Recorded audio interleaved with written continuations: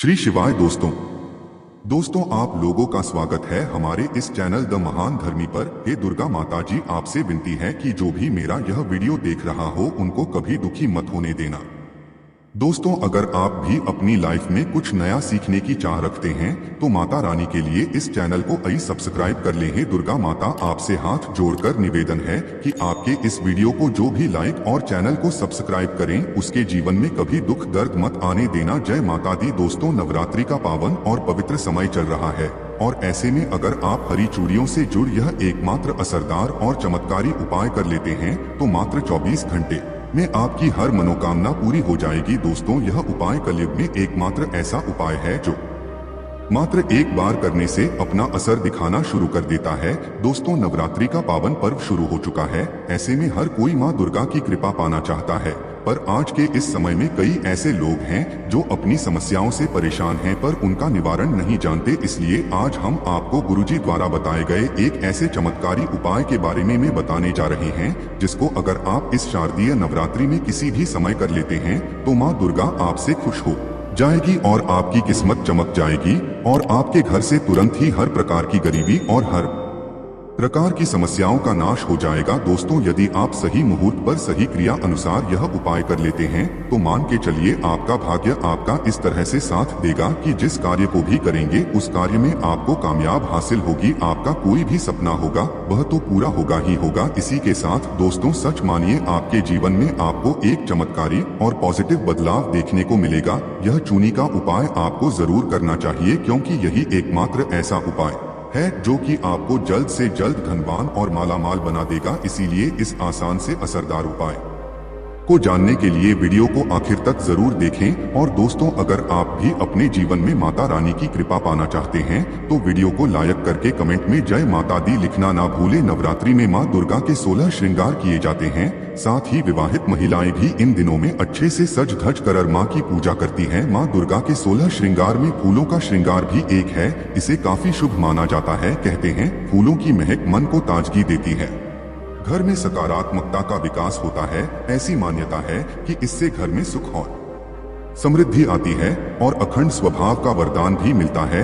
यही वजह है कि भारतीय संस्कृति में 16 श्रृंगार को जीवन का अहम और अभिन्न अंग माना गया है। नवरात्रि में मां को 16 श्रृंगार का चरवा चढ़ने के अलावा महिलाओं को भी इस दौरान 16 श्रृंगार जरूर करना चाहिए। ऋग्वेद में भी सौभाग्य के लिए 16 श्रृंगार का महत्व बताया गया है। 16 श्रृंगार में मौजूद हर एक श्रृंगार का अलग अर्थ है। बिंदी को भगवान शंकर के तीसरे नेत्र से जोड़कर देखा जाता है, वही सिंदूर सौभाग्य और नेत्र से जोड़कर देखा जाता है, वही सिंदूर सौभाग्य और सुहाग की निशानी होती है। महावर और मेहंदी को प्रेम से छोड़कर देखा जाता है, काजल बुरी नजर से बचाता है। माँ का 16 श्रृंगार करने से घर और जीवन में सौभाग्य आता है, जीवन में खुशियाँ ही खुशियाँ आती हैं और जीवन साथी का स्वास्थ्य अच्छा बना रहता। इसी तरह श्रृंगार में हरी चूड़ियों का भी अलग महत्व है। दोस्तों, धार्मिक शास्त्र के अनुसार अगर आप इस नवरात्र में इन पेड़ों पर हरी चूड़ियाँ बांध देते हैं तो आपका दुर्भाग्य सौभाग्य में बदल जाएगा। कैसी भी आपकी गरीबी हो, कैसी भी आपकी परेशानी हो, कष्ट हो, तकलीफ हो, जीवन में जो समस्याएं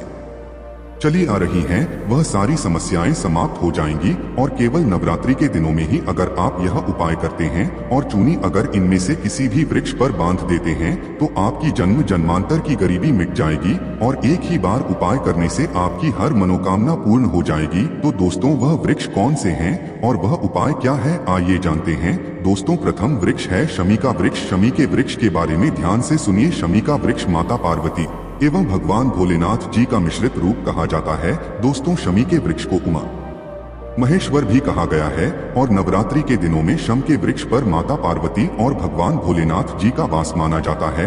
इसलिए नवरात्रि में संध्या काल के समय इस वृक्ष को छूने से सभी दोष कष्ट परेशानियां समाप्त हो जाती हैं। दोस्तों, नवरात्रि में किसी भी दिन शमी वृक्ष की जड़ पर अगर कच्चा दूध डाला जाए तो भगवान भोलेनाथ शीघ्र प्रसन्न होते हैं एवं माता पार्वती जी का खूब आशीर्वाद प्राप्त होता है। दोस्तों, श्रमिक का वृक्ष जिस घर में लगा होता है उस घर में कल्याण हो जाते हैं और सभी प्रकार के भौतिक सुखों की प्राप्ति होती है। तो दोस्तों, नवरात्रि में किसी भी दिन शमी वृक्ष पर उमा महेश्वर का ध्यान करते हुए 2 जोनी हरी चूनी जरूर बांधे। ऐसा करने से सभी प्रकार के भौतिक सुखों की प्राप्ति होती है।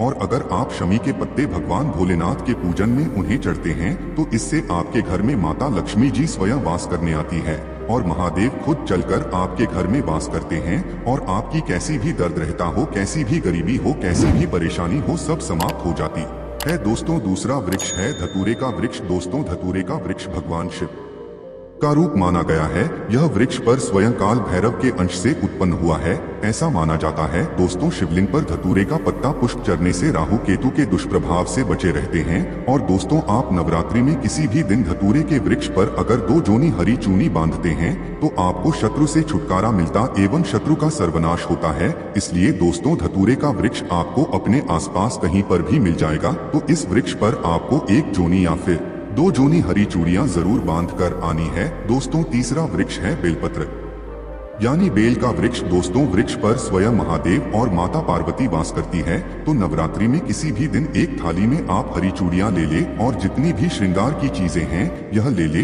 और अगर आप एक लाल फीते या एक हरे फीते के सहारे हरी चुनी को ले जाकर इस वृक्ष पर बांध देती है, तो फिर देखिए कैसे चमत्कार होता है। आपकी कैसी भी मनोकामना हो, कैसी भी इच्छा हो, भगवान भोलेनाथ एवं माता पार्वती तुरंत पूरी कर देते हैं। दोस्तों अगर आप इस वृक्ष पर चूड़ियां नहीं बांध सकती तो आप क्या करें कि आपके आसपास कहीं पर भी अगर मदार का वृक्ष मिल जाए तो आप मदार के वृक्ष में भी 1 जोना हरी चूनी जरूर बांधें, क्योंकि इस वृक्ष पर भी स्वयं महादेव वास करते हैं। अगर आपको यह भी नहीं मिलता तो आप केले के वृक्ष में इस बांध सकती है, क्योंकि इसमें मैं भी स्वयं भगवान विष्णु निवास करते हैं और माता लक्ष्मी जी वास करती है। तो आप जरूर जाकर 1 जोना हरी चूनी बांधे और कैसी भी मनोकामना हो, कैसी भी परेशानी हो, वह तुरंत पूरी हो जाएगी। वहीं दोस्तों अब हम आपको इस नवरात्रि में लौंग से जुड़े कुछ चमत्कारी उपाय के बारे में बताने जा रहे हैं, जिनको करने से आपकी सोई किस्मत जाग उठेगी। घर में क्लेश दूर करने के लिए जिस घर में हमेशा लड़ाई झगड़ा होता रहता है और क्लेश रहता है, वहां एक पीला कपड़ा लेकर उसमें 1 जोनी लौंग बांधकर घर के किसी कोने में लटका दें। इससे आपके घर में सुख शांति आएगी, घर में सुख शांति का माहौल बना रहेगा। नौकरी में सफलता। आजकल के समय में हर किसी को रोजगार या नौकरी की तलाश है। काफी समय प्रयास करने के बाद भी जब असफलता हाथ लगती है तो इंसान मायूस हो जाता है।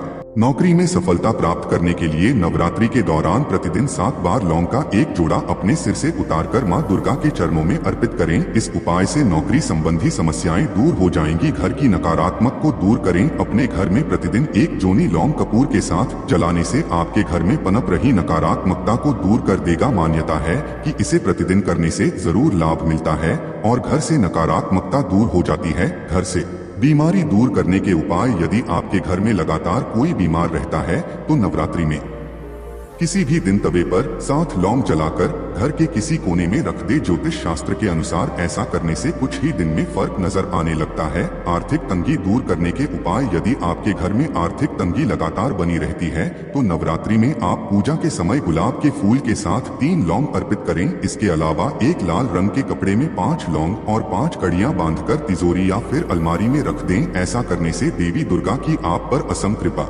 होती है और घर में धन का आगमन होता है। राहु केतु के लिए उपाय। ज्योतिष शास्त्र में राहु केतु को सबसे क्रूर ग्रह माना जाता है। इनके अशुभ प्रभाव को कम करने के लिए नवरात्रि में रोजाना आपको लौंग का दान करना चाहिए। इसके अलावा नवरात्रि में शिवलिंग पर रोजाना लौंग का जोना चढ़ाएं। ऐसा करने से आपकी कुंडली से राहु और केतु के अशुभ प्रभाव दूर होते हैं और आपके घर में खुशहाली आती है। वही दोस्तों आपको इस नवरात्रि में अपनी राशि के अनुसार यह उपाय जरूर करने चाहिए। मेष राशि। मेष के जातकों को नवरात्रि के दौरान सिद्ध कुंजिका स्तोत्र का पाठ करना चाहिए। इस उपाय को करने से मकान, जमीन और वाहन का सुख प्राप्त होता है। वृष राशि। वृष राशि के जातकों को सप्त श्लोक की दुर्गा का पाठ करना चाहिए। ऐसा करने से मां की कृपा आपके ऊपर हमेशा बनी रहती है और आर्थिक स्थिति में भी सुधार देखने को मिलता है। मिथुन राशि। अपनी हर तरह की मनोकामना को पूर्ण करने के लिए नवरात्रि के दौरान दुर्गा सप्तशती का पाठ करें। इस उपाय को करने से परिवार में सुख शांति बनी रहती है और हर तरह का ऐशो आराम प्राप्त होता है। कर्क राशि। नवरात्रि के दौरान मां दुर्गा के साथ भगवान शिव की भी उपासना करें।